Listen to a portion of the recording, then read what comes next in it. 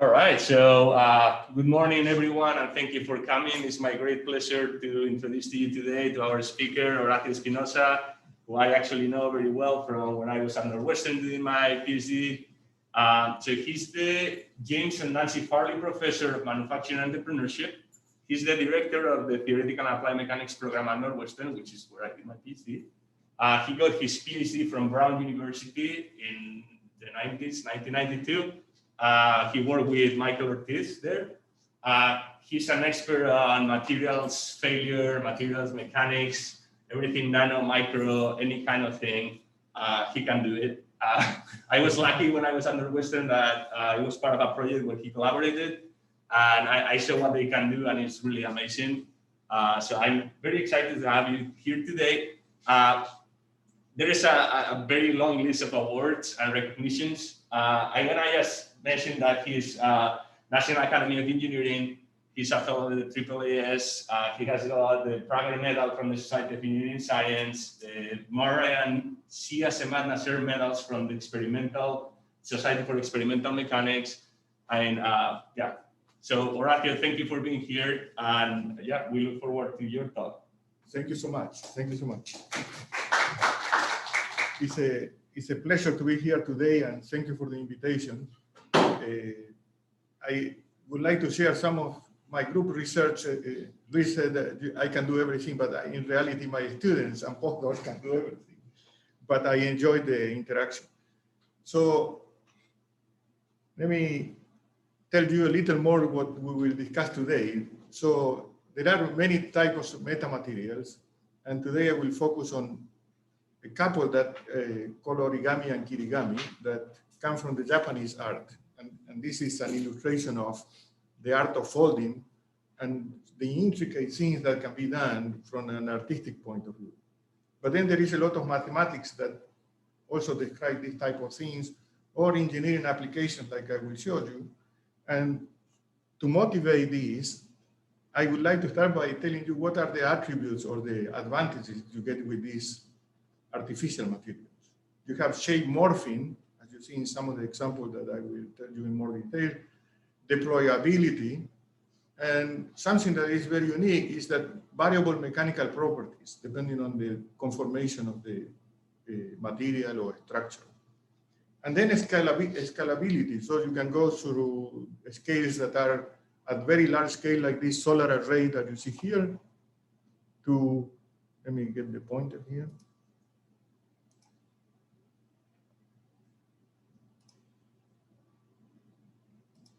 So you see this laser pointer. So you have this solar array for the, obviously, in order to launch to space something, it has to be folded. And then in order to get the functionality from solar radiation, you have to deploy it, as you see here. Or it could be in architecture, like the cover of an stadium. You want to have the stadium cover or uncovered. You have seen these kind of things in architecture.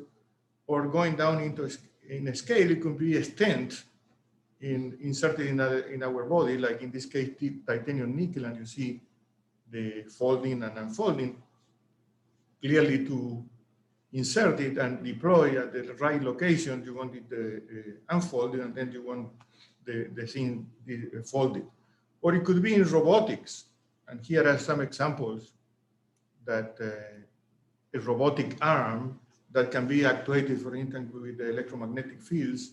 And that's another interesting actuation and deployment of this system. All the way to the nanoscale in molecular delivery. You could have a case that would be a folded origami, and then you release with pH different therapeutics.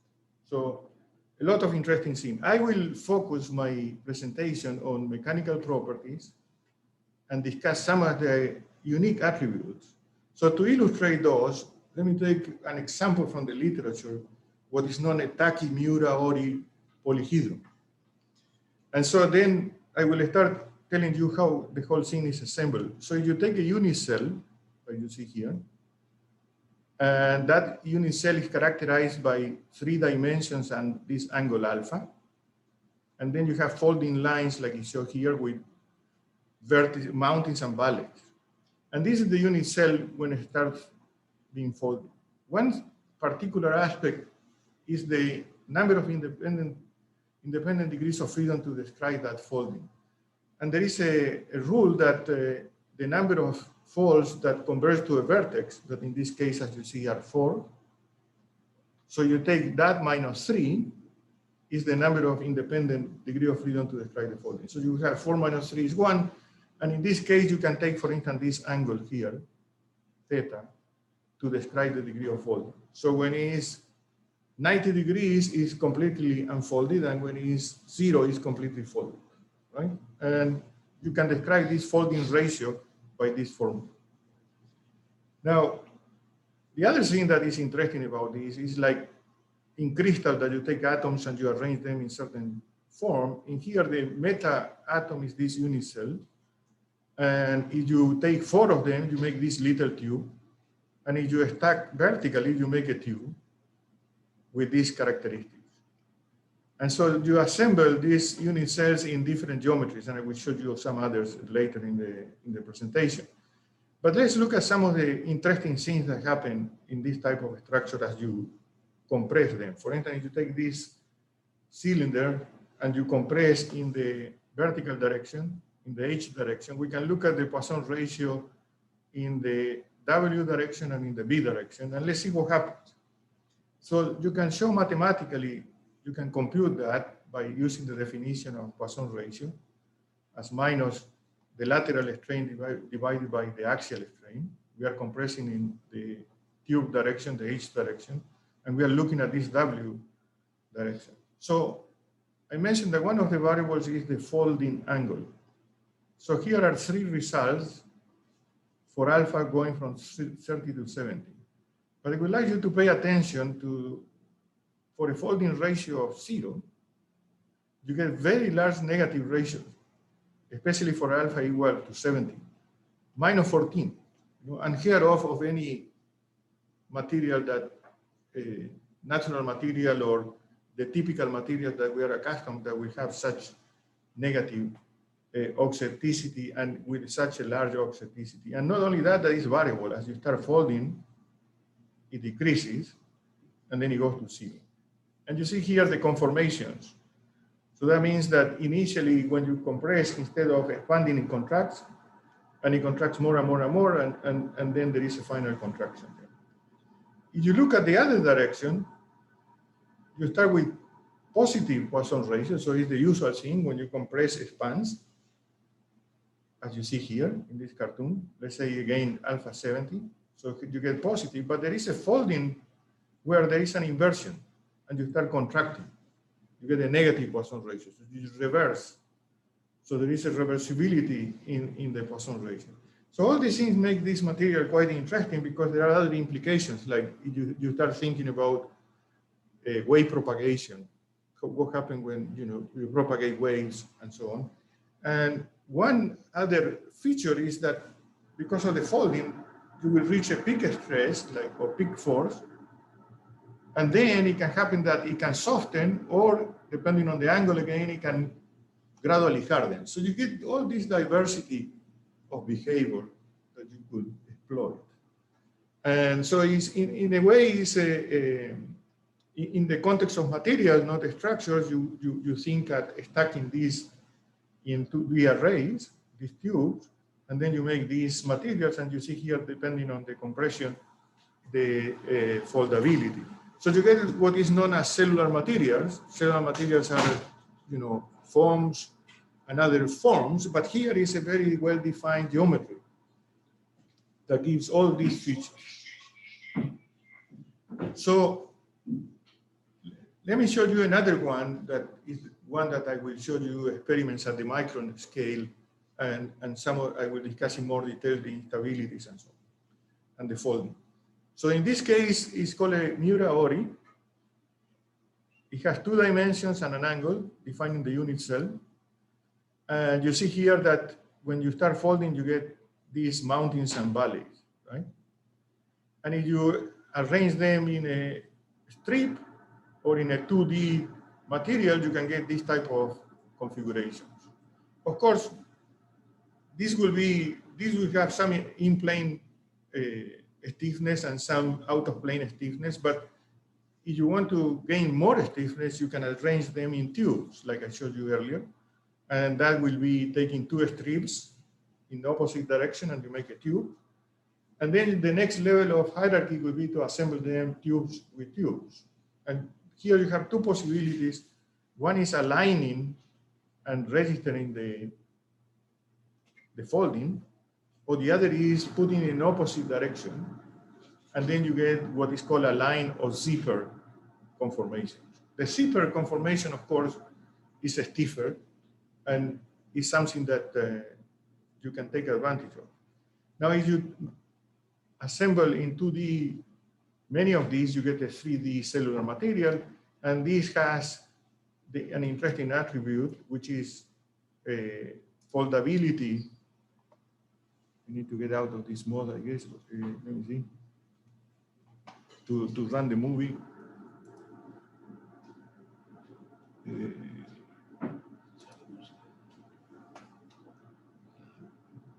Here, yeah.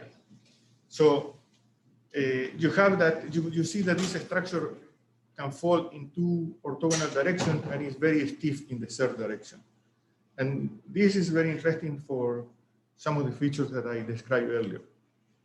So one thing that is kind of interesting is how you make these things in applications. And you can imagine that achieving these crevices where the folding happens is not trivial when you try to scale these things, right? So one way that people did is by introducing hinges in the design like you see in this image. The other is you try to print. Now 3D printing is very common at certain scale. If you print this material, you will find that it's rigid, it doesn't fold because it doesn't have the local flexural stiffness is too high. So you could start devising some strategies like thinning there or changing the material. But we pursue another strategy in collaboration with Sridhar Krishnaswamy and Glaucio Paulino, which is to microscale print at the microscale these structures. And you can use something that's called two-photon lithography. So it's a 3D printing where there is a laser that polymerizes point by point very fast, where the light cross-link the polymer. And so if you have a 3D CAD design, you put in the machine and then the machine will follow and will do layer by layer, and you will end up with the structure I'm showing here. And the reason why two-photon and not one photon is because with the two-photon, the resolution is in the order of 100 nanometers. So you can make these with high precision. This is the structure we made, which is what I showed you earlier. The panel dimensions are in the order of 14 microns, and the thickness of the panels are only 1 micron. As a result, as we envisioned, the flexural stiffness is not that high, and then it can fold. And I will show you that indeed, that is what happened. So we did in situ scanning electron microscope experiments where we use an apparatus that is shown there that has a flat tip, and then we can compress these 100 micron by 100 micron cellular materials, and we could investigate the mechanical performance and look at the folding in action. So if I follow this from 1 to 7, these are the stresses that are built up, and as you see, as the material starts folding, it softens. And then when we unload, it recovers. Initially, it recovers somewhat, but then there is a significant recovery when you start removing the load, and I will fully removing the load, and I will show you in a movie in a minute. But this is the type of behavior that you see. You have a peak load, then you have softening when the cascade of folding occurs, and it recovers completely. So just to illustrate that, it's nice to see a movie acquiring in situ the scanning electron microscope, and you see that it reaches a peak load, the structure buckles and start folding, and then it softens a little bit because of that fold. And then if you unload, it starts recovering like you see here just now in the red part. And the interesting thing is that the recovery is almost complete. It's something like 95%, and the remaining is a delayed recovery that happens. So you have this very interesting folding and recovery.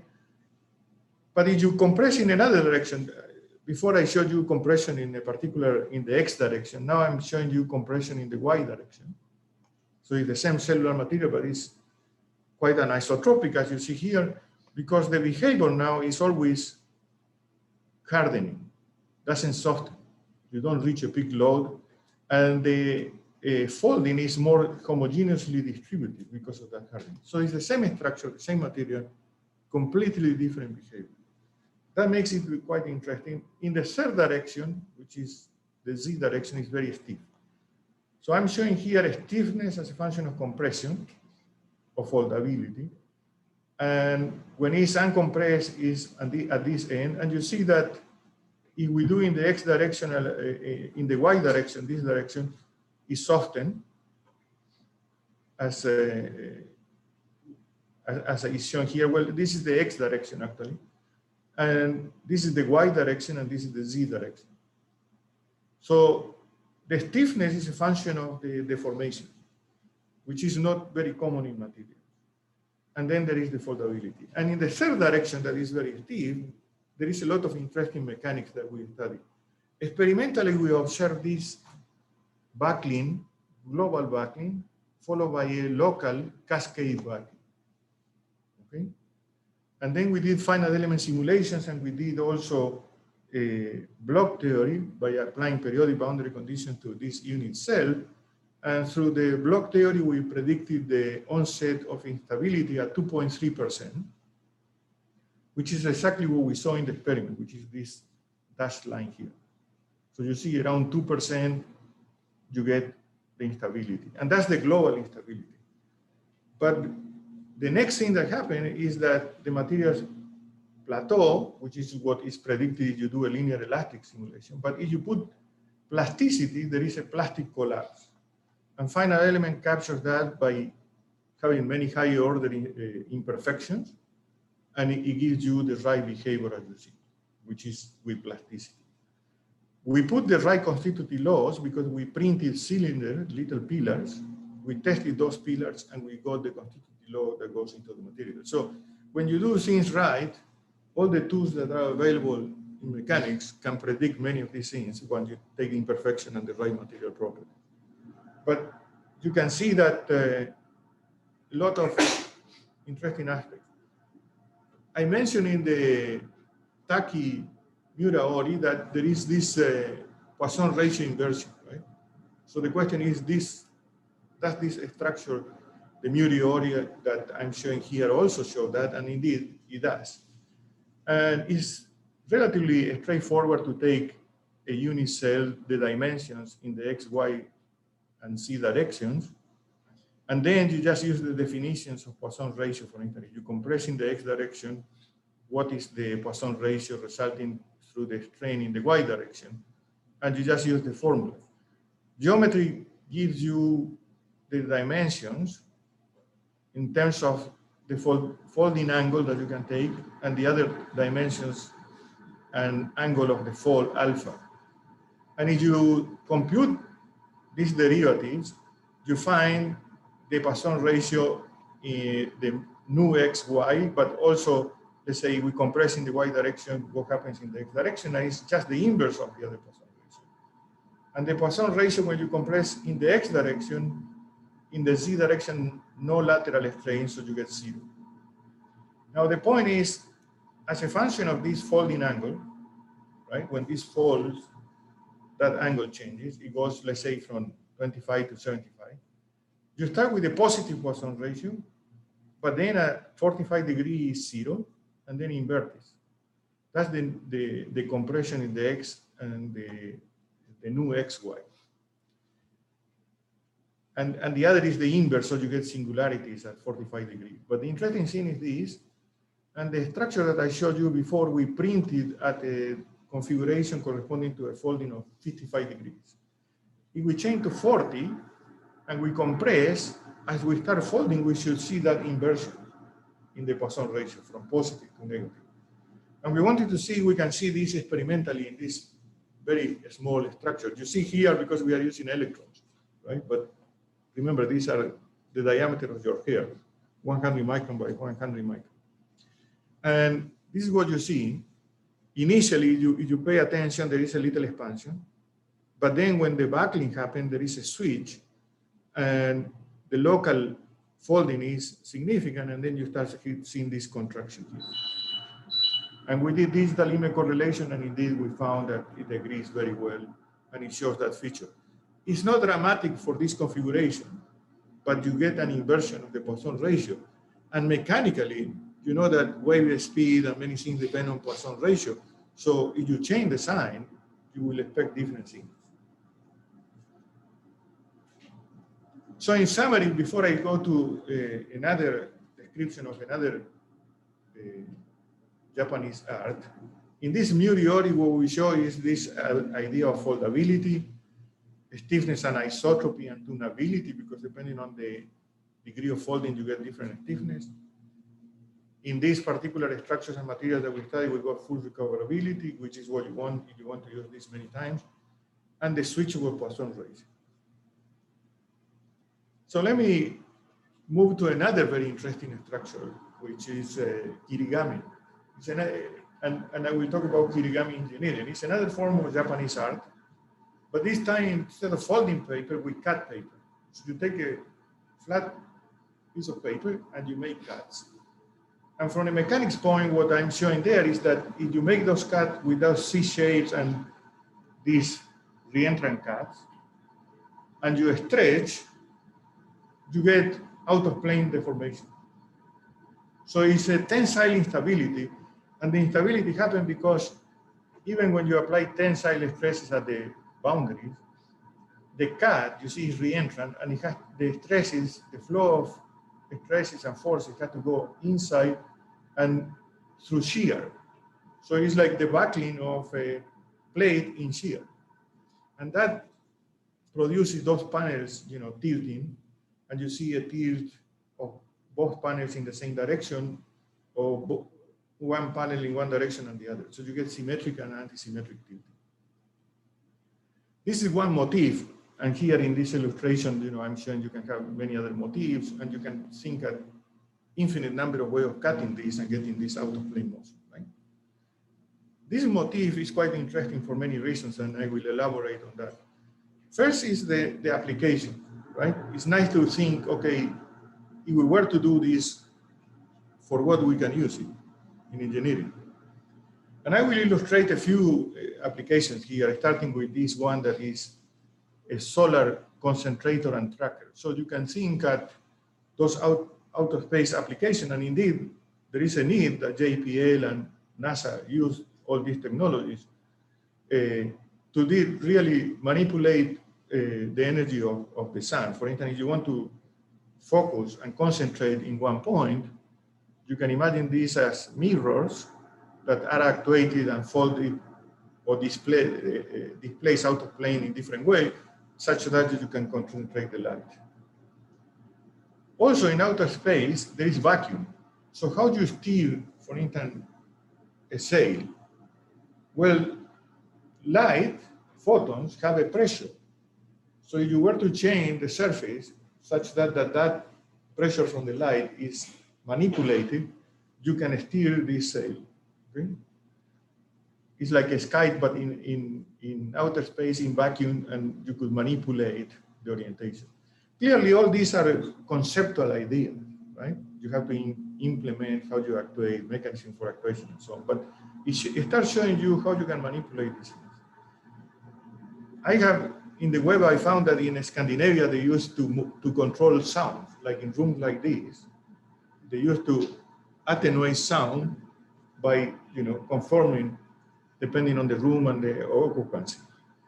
You have other applications at the smaller scales where you can, for instance, change the friction of a surface, because you can have this structure flat and actuated, or deploy and actuated, and then you can change the friction. Very much like the scales in the snake. If the snake would not have a scale, could not have locomotion. Similarly, you can modify the wing surface and change the aerodynamic forces, or in the micro scale in microfluidics, because in microfluidics, you get always very low Reynolds numbers. Mixing is very difficult. So if you want to introduce vorticity or things like that, this deployment of this out-of-plane deformation in this kirigami could give you. So a lot of interesting applications. Clearly, this is conceptual. These are new fields that people are exploring and implementing in practice. So I will, since my lab specializes in experiment at the micron scale and nanoscale, I will show you how we implemented this kirigami motif at the micro scale. And so we started by what you see here, a wafer, silicon wafer, where you deposit silicon nitride, very thin, 100 nanometers, 200 nanometers. And then you open a window and you get these freestanding membranes. You can make this from 50 nanometers to 100, 200 nanometers. And then there is an instrument that is called focus ion beam that is like an SEM, but instead of electrons, it has ions. And you can then do these cuts by removing material selectively according to your design. So this is the experimental cutting that was done. The scale here is 5 microns. The thickness of this membrane is 200 nanometers. So one thing that to keep in mind when you deposit this film like silicon nitride on silicon, there is a residual stress because of thermal effects during the deposition and intrinsic strengths. So in this case, the stress is tensile in the order of 200 megapascal. So when you start making the cuts, like in this 100 nanometer thick membrane, you start getting this out-of-plane deformation because you have already the tensile stress there. So when you complete the cutting, you get these shapes. And notice that there is this tilt in one direction or the symmetric tilting that I showed you earlier in the calculations. So that design came from, performing many finite element analysis. And if you change, for instance, the size of the hinge, H, and the width of the cut here for this reentrant cut, you can generate this phase diagram where you get asymmetric tilting or symmetric tilting. And all these were verified experimentally as well. If you look in detail at what is happening as you start increasing the stress in the far field here, initially it's flat, but then when the instability happens, then you start getting the rotation, theta, right? So you get a critical load, a critical stress, and after you reach that, you start getting the rotation. And the rotation depends on the geometry of the cut, the material, but also the thickness of the membrane. So we are illustrating here for 100 nanometers thickness and different values of C, which is the width of this cut. You see here the width of the cut is changing. And what is the behavior, the post-buckling behavior? And you see which is quite different depending on that. So you can use us in your design. We did for 50 nanometer thick silicon nitride, and you see that it's more exacerbated, the out-of-plane deformation you get. And here is the mechanics. You reduce the buckling load, and you get more rotation, more steeper change of the rotation as you start increasing the stress. But then we realized that this motif is quite versatile because you don't need to make symmetric, right? Here you see the C and this H is the same everywhere. But what about you start breaking that symmetry? You use an H on one side and another H on the other side. You see here the cut is short, here is go close to this reentrant corner. Well, you start getting a much richer behavior. Not only you get tilt, but you get twist. Now, you see that the structure is tilting and twisting. And the degree of twisting and the separation of those is a function of the ratio between these dimensions of the cut. And it's shown here, the tilting and twisting. You get a variability depending on where you are. Interestingly, you break another symmetry. So here we broke this symmetry. So with respect to this, we change the dimension of H here with respect to here. But what about you change with respect to this plane? You make these two different, right? Like is shown here. Well, even more interesting behavior that you can have that one panel doesn't tilt and the other tilts. I showed you the collection of light, for instance. Depending on where you are in the surface, you may want to have all these capabilities. So it's very interesting what you can do. We verify this experimentally using paper and laser cutting and then a tensile tester. And also we use a technique that is called shadow moire, that you basically have a grating near the surface of the sample, and then you illuminate at an angle. You generate a shadow, and the interference between those two, they generate these fringes. And you see the fringes, you can analyze the fringes with software, with image processing, and you get the rotations and the conformation. And we verified all the ones that we predicted by finite elements. So this is something that you can achieve in practice. And the question then is, you know, if you have a design and you have certain requirements, how you design this? It's an inverse problem. Because now I have to tell you what are the cut dimensions that will lead to, let's say, a 1D array or 2D array of the desired morphology. So this is interesting, and not only that, what forces you need to apply to each one of the individual kirigami to get the deformation you want and the rotations and so on. So in the age of machine learning, I had a student that looked into this and started thinking, okay, you know, we can apply machine learning because it's an inverse problem. And you could train neural networks to get surrogate models that then you can explore the space. But you need to generate the database for having the training data for the network and the verification, the testing. And so you use finite elements. We showed you that we can run finite elements. We ran something like 20,000 simulations with all kind of different dimensions for the cuts. And then based on that data, you can start doing a few things. One is clustering and knowing what type of deformation different cuts produce.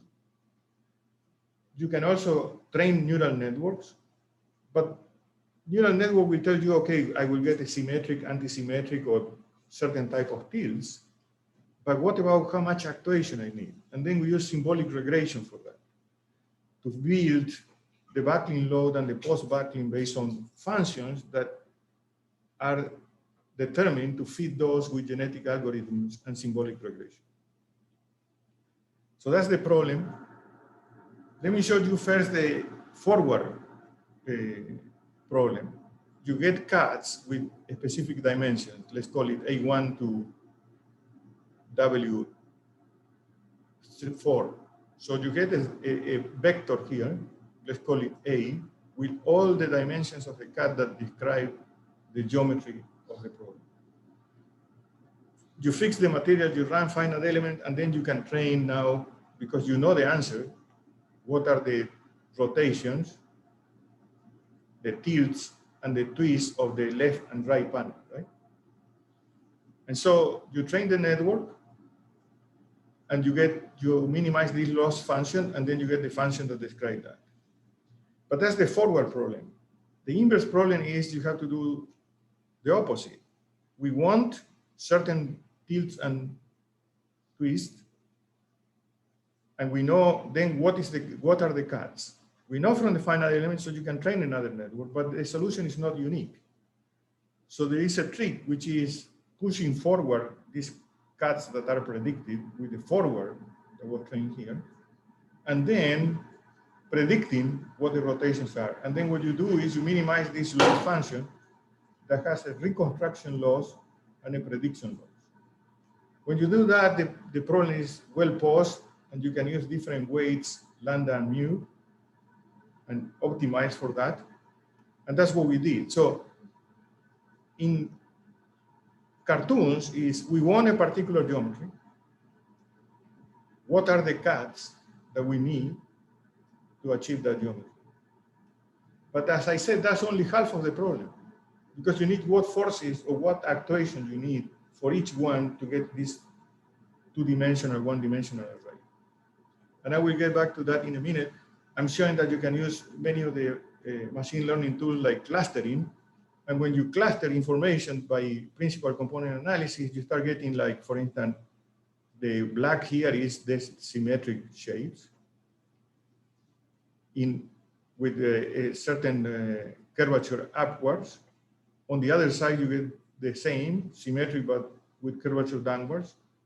The blue is the tilt of the two panels is the same in one direction, and then the orange is in the other direction. So, but then there is this region, which is ill-defined, complex geometries that give. So this allows you to know where you are in the design space. Using symbolic regression, like I said, you can fit the critical loading because we have the database from the finite element simulation. And then you start looking for functions. Could be polynomial, could be hyperbolic function, could be sine, cosine, all, and you have ways of selecting the best fit, like you do with genetic algorithm. And then you can contract this tree and you evolve the tree, and you can make this plot here that shows the expressional complexity. How complex is this expression? And what is the error? 1 minus the regression square, right? So for instance, you would like to be here, simple expressions, 0 error. But obviously it's impossible. So as you increase the complexity, you reduce the error, you see, but after a while, you don't gain much. If you will make it too simple, the expression, you will get significant error. So you get this front that is called Pareto front, and the closer to 0 are your best solutions that you can pick. So all these are machine learning concepts that apply to this problem. And we did the same for the post-peak behavior, because remember, we want to design for a particular tilt or twist.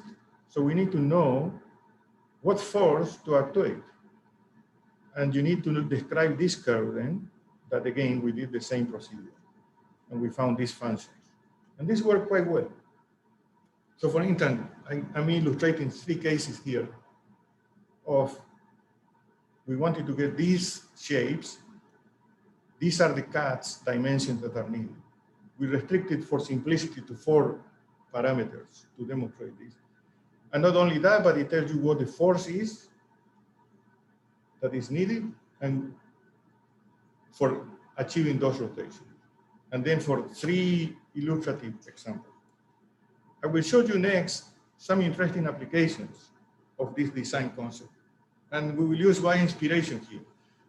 So there is the Western honeybees that have an interesting attribute that they can trap pollen particles between hairs. And so this is the animal. Here you see the pollen particles and the trapping between these hairs. So the animal can manipulate the deformation of the hair to trap the particles. So an analog of that would be to do a 1D array of these kirigamis, whereby stretching, you can then, in different ways, trap a particle here, either by making a minimum of the potential energy or by grabbing and holding it there. So there is a little movie here that kind of illustrate that. And this is not only the bee, there are other animals that will trap, as you know, the plants that will trap insects. And so this shows that we can design and we can build. Initially it's flat, we cut with laser Kapton, polymer, and then as you stretch, you induce this deformation that you see in the video. So, and this is a 2D array, as you see. So this is one application. You can do 1D, 2D. Another application, which is also interesting, is the bunny ear cactus that has these barbs to condense water and then have an ability for the plant to survive, right? This is in the desert. And so this little protrusion you see here, if you look in an SEM, it has this geometry that favors condensation and transport into the plant of water. So we took as an analogy that, and we said, okay, can we build something that can do that. So you get this flat V-shaped structure with the kirigamis, and then after stretching, you can get that same morphology that can induce condensation on the surface. And that was the computation. This is the experiment that shows the actuation, and that you can indeed go from, these movies are running a little fast, but if you look, you can see that we can nicely there in the actuation produce the deformation. So all these can be materialized in practice. There are different degrees of complexity that you can use. I showed here a solar tracker, same idea, and a two-dimensional array. One important aspect to notice here is that imperfections of manufacturing will play the directions of the tilt. So you need to have a way of controlling that in real applications. It's an instability. And this example is also fascinating because, for instance, many of the things that happen in nature are extremely sophisticated. Here is an example of the eye of the base scallop. And what the scallop can do is what we also do in deforming soft material to concentrate light, right? But here is a very strong manifestation on the surface. And you see these curvatures that then can concentrate light into the fibers that transmit the information to the animal. So the difference with the other things that I showed earlier is that here the surface is not flat, it's curved, right? So we came up with this idea of starting with a flat surface, but then as you bulge the surface, you deform, and you introduce a curvature, you actuate the kirigami. And then we generate this deformation that will concentrate the light here. So this is the example, and you see, initially it's flat. As you pressurize, you get all this out-of-plane motion locally on the surface. And you can then, if you were to modulate light, for instance, you could concentrate the light, or whatever you want to do. But it shows that you have many degrees of freedom in this design space. So where is the field going in here? So you see that manufacturing is not trivial, and there are major initiatives of manufacturing that have been ongoing in the past years, and the Biden administration is announcing many more. So clearly there is a need for manufacturing at different scales. Many of the models that people do in the lab are simple models, either by cutting paper or making simple mechanisms to illustrate the concepts. And that's more or less the state of the art. I showed you at the nanoscale, we can do 3D printing with, or using microfabrication of MEMS and semiconducting industry to really carry on this type of idea. But there is a tremendous potential, and I'm illustrating here tip-based manufacturing. If you want to use, let's say, 2D materials and make this kirigami, conceptually you can run, molecular dynamic simulation and show that all this happens at that scale equally well. So you can scale down in the regime of nanoresonators, sensors, and all kinds of things, right? So it's up to the imagination of people. One challenge is also how you embed actuation, right? Especially you want to have different degrees of deformation out of plane motion. If everything is the same, okay, it's relatively easy. But if you want separate, and there is, there are some liquid crystal polymers that you can tailor with temperature and change the properties. So you could design local actuators distributed to do that. And that is something that is coming along. I show illustrating machine learning and driven design is just the tip of the iceberg because we look at one motif. You can look at many, motifs. You can also look at imperfections and so on. Extend the library of materials. Again, it's related to how you make things. If you take from the MEMS industry, you can start using piezoelectric materials, a variety of things that are there.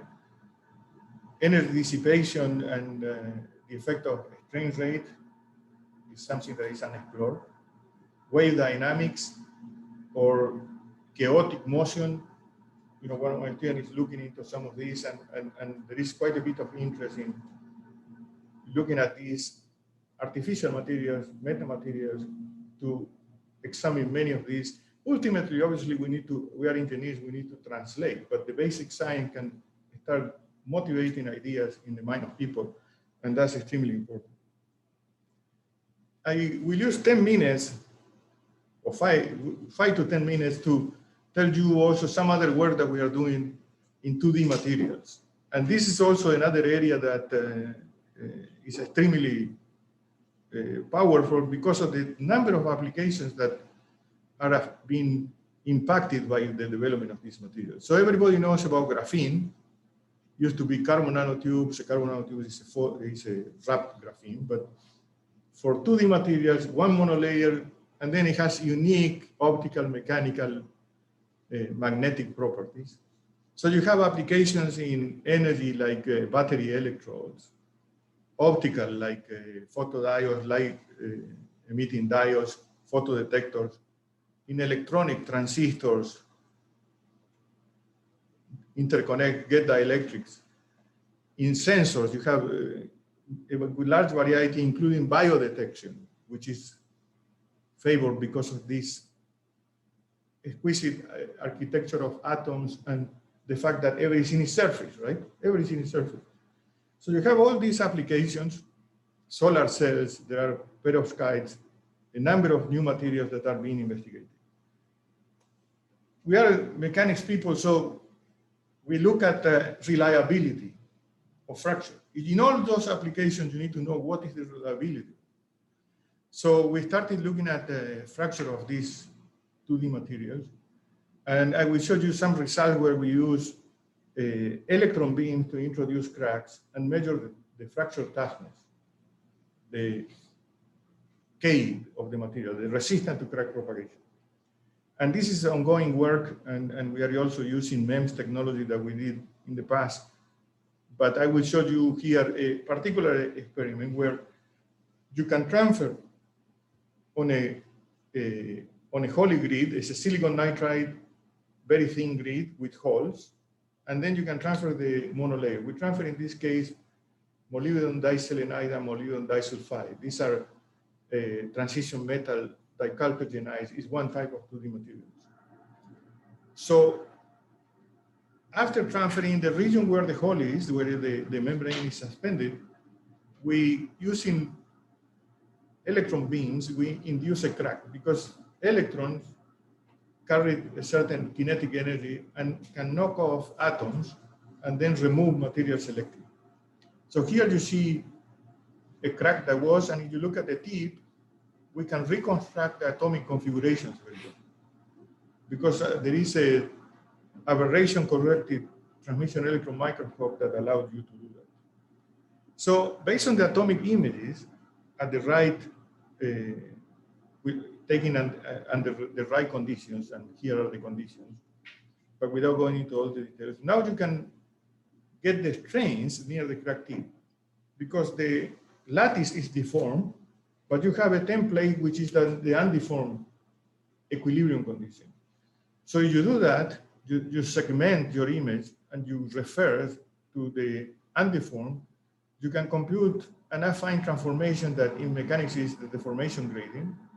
And you can do that in different regions and build a map of that deformation gradient. And from there, you can use continuum mechanics and compute, for instance, the Lagrangian strain. Using the DFT constitutive equation, you can get the second polar Kirchhoff stress, which is conjugate to the green Lagrangian strain. And that is important because now we can compute the stress, for instance, the Cauchy stress and the strain energy density, and then use the J integral concept to obtain the energy that is being delivered to the crack. And when the crack is to the onset of propagation, you get a critical value, which is the toughness of the material. The reason for using J is because we know that there will be non-linearities near the crack tip. We didn't want to assume any linear elastofracture mechanics. Actually, it's very brittle, the material, so it's very close to what it would be a K. And this illustrates, for instance, when you radiate, you can propagate, but then between propagation, there is enough time to get images to do the analysis I described. So we are not propagating all the time. We try to minimize the radiation. And if you increase the radiation, the crack will propagate. And these are results that shows from the atomic configuration. If you do that analysis, you can compute the J. As you see, two examples very close. And if you take from DFT the surface energy in the zigzag direction, where is the direction of crack propagation, 2 times that surface energy is very close, you see, to the measurement, which shows that the material is very brittle, is 2 times the surface energy. We did that for another material, similar finding. And then we also, I don't have the time to explain here, but we parameterize force fields potentials to describe not only equilibrium data, like elastic constants and phonon transfer and so on, but non-equilibrium like phase transitions and so on. We got all the data with DFT. We applied a genetic algorithm and found the constants that are used in the force field to have very high accuracy. And it was a very involved process. But here I'm showing a computation where we found that using MD, we can predict a JC that is very close to the experimental value. Okay? So that is something that is a significant accomplishment and validated the force field. Because if you don't have confidence in the force field, you can predict many things that could be wrong. And in fact, in the literature, you will find many of those situations. I'm almost done. So here I'm showing that now we can use this force field with predictive capability to start, for instance, looking at the effect of deflects. So you can introduce vacancies in the material and see, does vacancies weaken the material or toughen the material? And there are 2 types of vacancies. There are molybdenum and selenium vacancies, and also selenium in this material can be in pairs or single atom vacancy. So we studied those and found that some interesting mechanics happens. I will run this video again, which is the one that confers some increase in the toughness. You see that the crack was arrested first, and then it propagated. And the arrest is because he found a nearby vacancy and the shearing of the lattice, and it took more energy to then divert the crack and then propagate again. In the case of line vacancies, you can get this very complicated path for the crack propagation.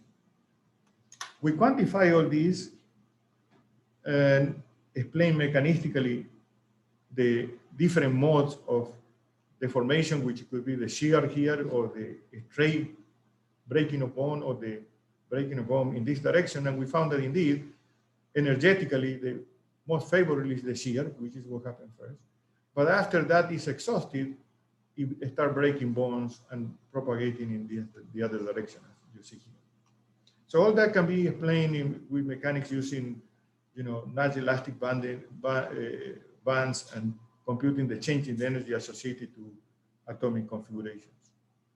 And so to conclude, I'm showing that we can gain some toughening for certain type of vacancy with respect to the pristine material, which is something that is a way that you could think, how we toughen the material. Now, if we introduce the effects, we are also changing electronic properties of the material and optical properties. So you have to be careful and look comprehensively, holistically at your design. But this is a few pieces here. First, can we do experiments that validate the computations that we use to say, well, we can now start designing with some confidence. And so this is a field that is very fertile. Thank you very much. And I have many faculty collaborators, students to acknowledge. They are all listed here. It's a long list of many people that contributed with many ideas and many hours in the lab for doing the computations and the experiments. With that, I would like to thank you, and I will answer any questions you may have.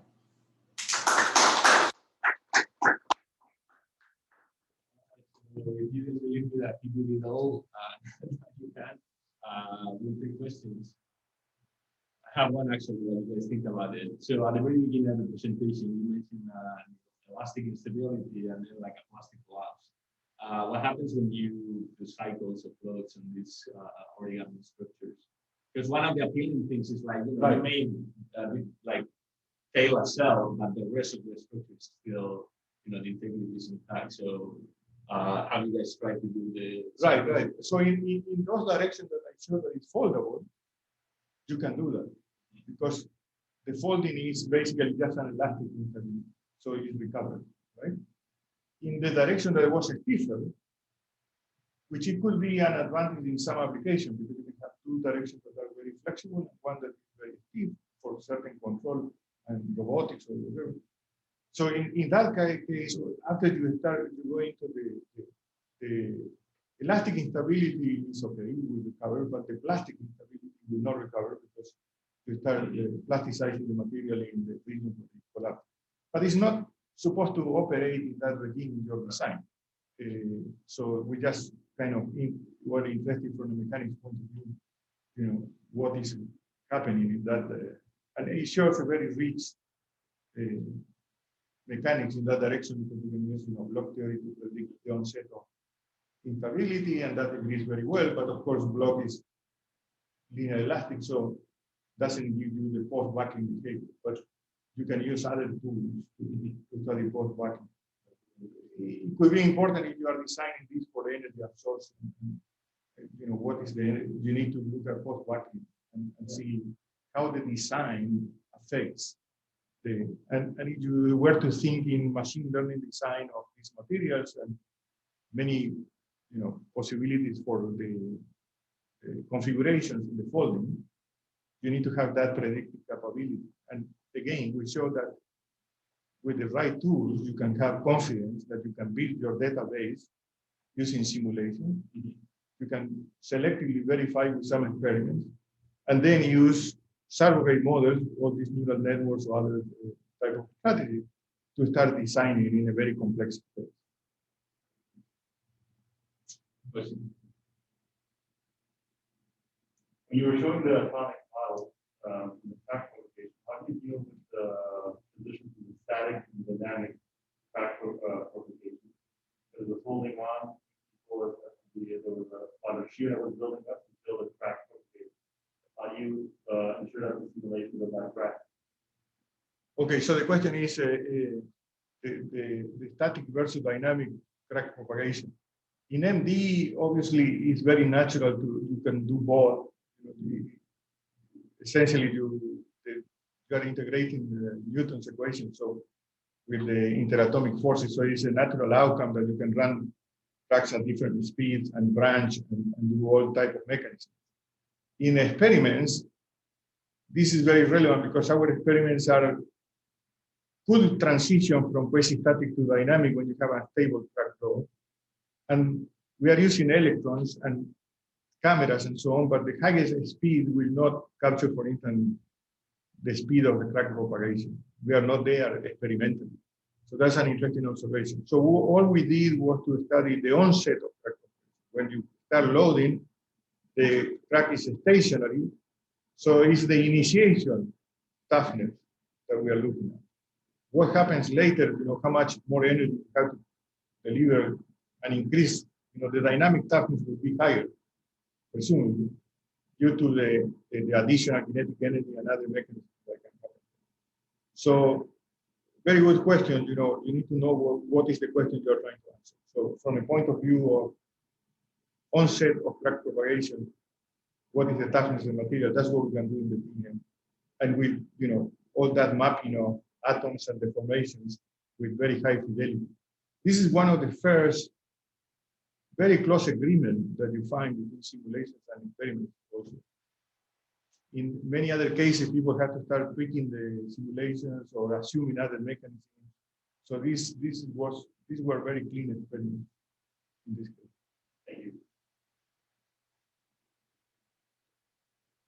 So I'm going to ask another question. Sure. Here we are all on the face of the earth trying to do machine learning for some applications. How much of a pain was to train to do the inverse problem?